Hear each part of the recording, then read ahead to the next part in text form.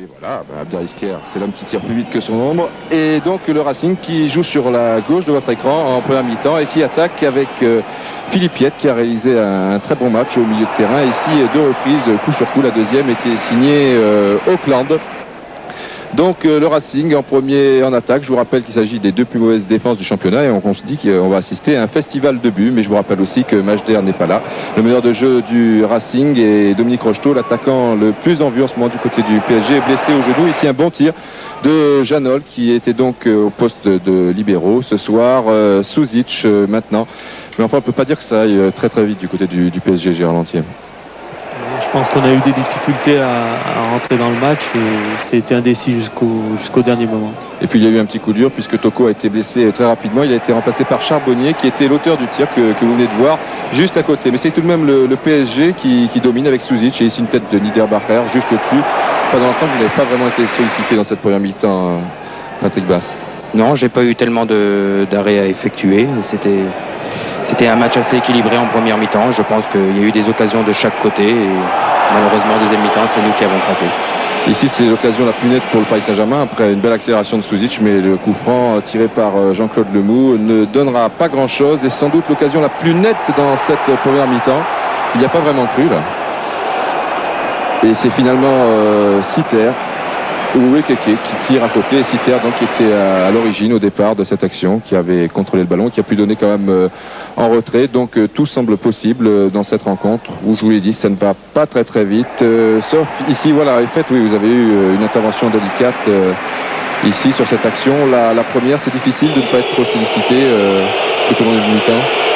Oui, pour les gardiens de but, c'est assez difficile d'effectuer des rencontres où on n'a pas tellement d'arrêts à effectuer. Il faut toujours rester sous tension, et c'est ça le plus dur pour un gardien de but. Ici, une tête d'Alain Couriol. Nous sommes maintenant en deuxième mi-temps, mais là, vous étiez bien placé. C'est précisément face à Gérard Lantier que vous étiez confronté en première mi-temps dans ce face-à-face. Et puis, tout le monde a entendu les sifflets qui vous ont accompagné pour cette première mi-temps, le public donc qui était mécontent. Ici une très belle occasion et c'est Jean-Michel Moutier ici qui sort très courageusement devant Auckland qui avait suivi. Bon, c'est normal, mais cela pouvait être dangereux car il avait laissé traîner le pied et il vient d'ailleurs s'excuser auprès de Jean-Michel Moutier. De toute manière, Gérard Lantier, un match qui a été correct, je crois. Oui, je pense que les 2 équipes ont été correctes. Bien sûr, il y a eu quelques virilités, mais c'est normal, c'est dans le bon sens du jeu. Ici encore une bonne accélération de Philippe Piette. Nous sommes en début de deuxième mi-temps et Auckland a été contré. C'est un très bon passage pour le Racing qui commence à prendre le match à sa main un petit peu.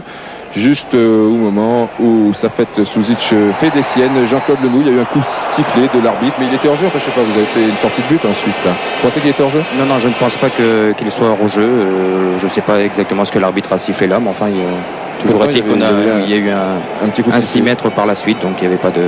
Normalement, il n'y a pas d'hors-jeu. Voilà, donc ça prêtait un petit peu à confusion. Donc maintenant le PSG qui sort la tête de l'eau. Ici Couriol, un bon tir en demi-volée, sans trop de problème, encore que le ballon était glissant. Il a plu ce soir. Oui, ce soir il est tombé de la pluie pratiquement tout le match, mais enfin une pluie assez fine et qui rendait quand même le ballon assez glissant. Assez glissant, et ici ça glisse sur le talon de Victor Zvenka et c'est Suzic qui est le plus rapide des deux et vous êtes dans le coup. Vous pouvez nous la décrire sur la ralenti qui va suivre cette action, comment vous l'avez vécue? Oui, c'est une frappe à peu près 18 mètres de je ne sais plus qui a frappé de Suzic, de Suzic, c'est ça, oui. De Suzic qui frappe donc le talon de Victor Zvenka. Vous devez vous engager. Voilà, j'essaye d'intervenir sur la première frappe et le ballon lui revient dans les pieds. Là, vous revenez rapidement. Je reviens avec Zagar et il arrive juste à quelques centimètres avant. Juste un petit pointus. Ça a été une affaire de centimètres finalement. Ce derby, puisque les centimètres cette fois seront favorables toujours au Paris Saint-Germain, toujours défavorables donc au Racing à la suite de cette superbe tête d'Auckland. Je pense que si elle était dans le cadre, c'était pareil. Oui, c'est vrai. Jean-Michel Moutier était largement battu et on va le constater sur le ralenti qui suit. Gérard Lantier. Oui, c'est une très belle tête. Jean-Michel était battu. Bon, tant mieux pour nous, c'est passé très peu à côté. Voilà, donc ce premier grand derby, il y en aura un deuxième. Donc évidemment dans les matchs retour, se termine à l'avantage du PSG. Alors,